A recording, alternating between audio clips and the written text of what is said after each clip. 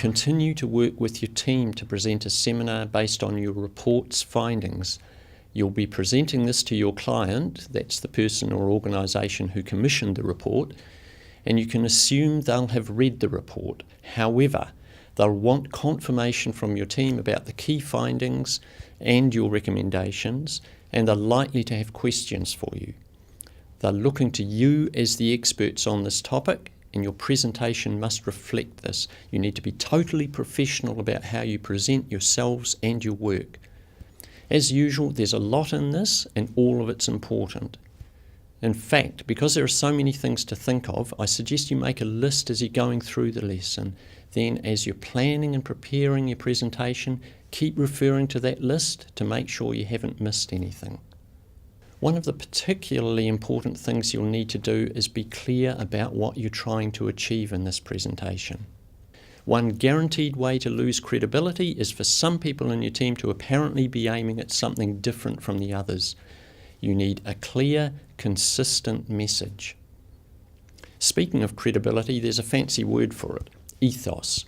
Aristotle coined it, but the important thing you need to know is that, well, it's important. It's very important, because another way of looking at it is that ethos is what makes people trust you. You want your client to go away with an absolutely clear understanding about your key message, and you want them thinking, well, that was time well spent. I'll be contracting those guys again.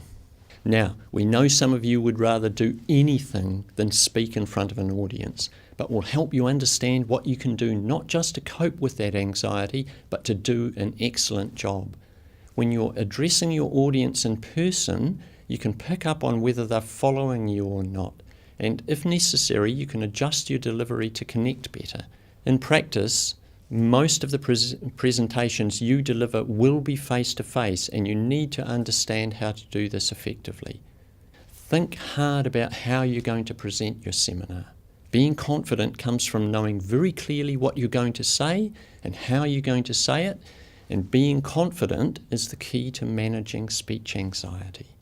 Remember, this is a team presentation, and we'll be grading you on how well you present as a team.